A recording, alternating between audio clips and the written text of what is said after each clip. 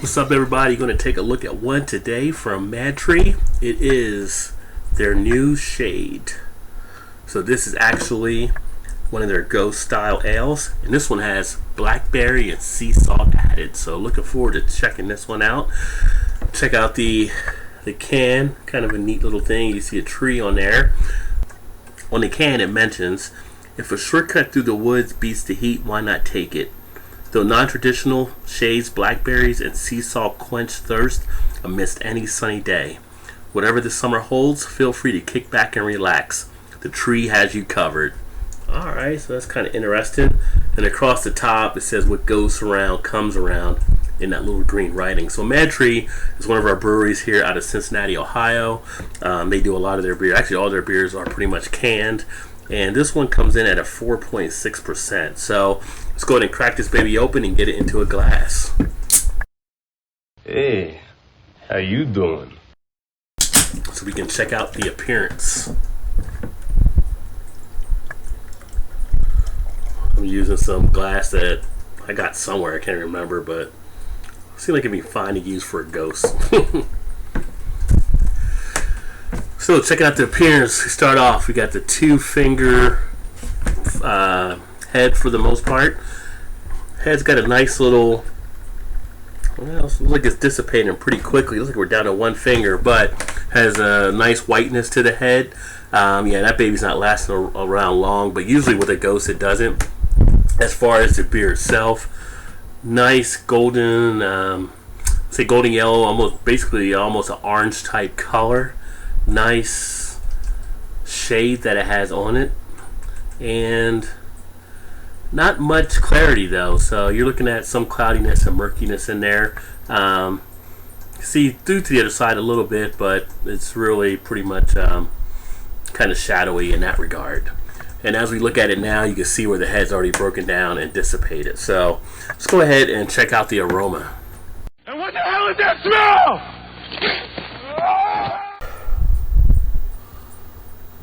With the aroma, I'm getting a pretty good amount of malt coming out. Getting some of that kind of you do kind of get some of that, what you would expect like from a sea salt. Maybe kind of that little slight ocean type sense, thinking of seawater. Not getting too much of the blackberry though.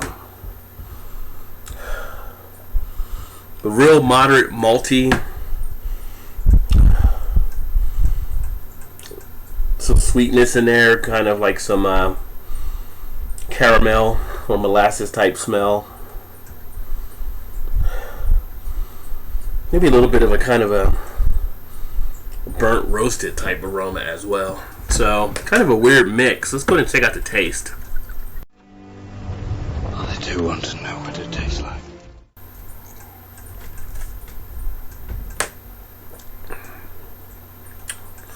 Okay, on the taste, well, the first thing I noticed is the texture. It does have that wateriness to it, but being a ghost 4.6%, was kind of expecting that going in. Am getting the saltness of it from the sea salt being in there. Do catch a little bit of the blackberries on the back end. It's got kind of a more salty upfront taste though.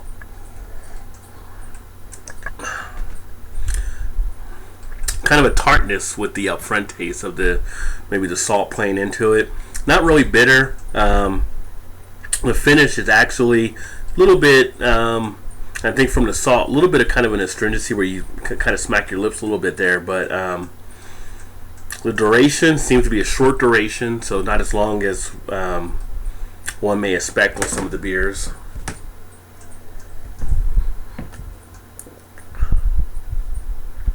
But it's unique. It's something different.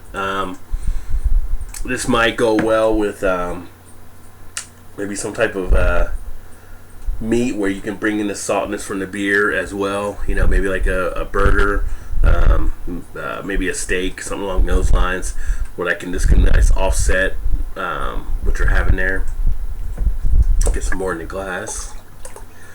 Kind of neat on the color when it pours out. It's kind of a pink color when it pours from the can.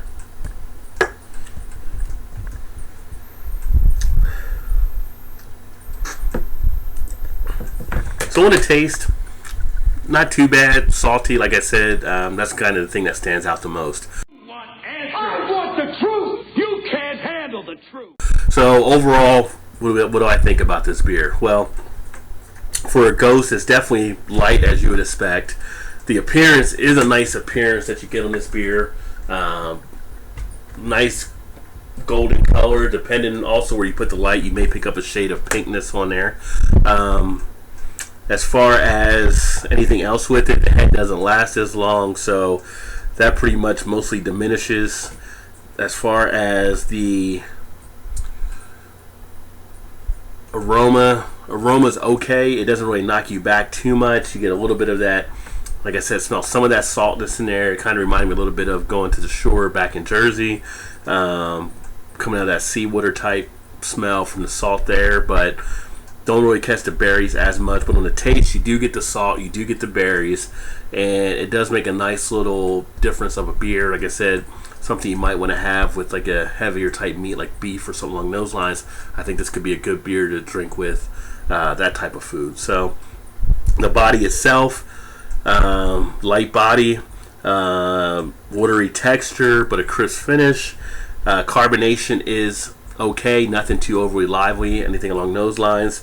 And the finish itself is pretty much fine. You're not tasting anything on the alcohol, but 4.6% is kind of expected, but you do get a little bit of the astringency at the end too, where it does get a little bit of that pucker sensation. So to rate this one out, I'm actually going to rate this one MadTree Shade. This one I'm going to actually rate out as a 2.5 out of 5. I think it's a good overall solid beer that will be nice for summertime type weather, but not one that I would usually offer as much. It's not usually my cup of tea or something along those lines, but I think it deserves a fair shot. If you've had it, let me know. Put some comments in the comment section. I would love to see what you thought on it. Check it out if you can. But MadTree puts out a lot of good beers here in Cincinnati, so definitely worth trying any of them that you happen to see. But again, thanks for checking out another video. Look forward to catching you on the next one. Make sure you like it if you thought it was some good stuff, and then make sure you subscribe to stay up to speed. Cheers.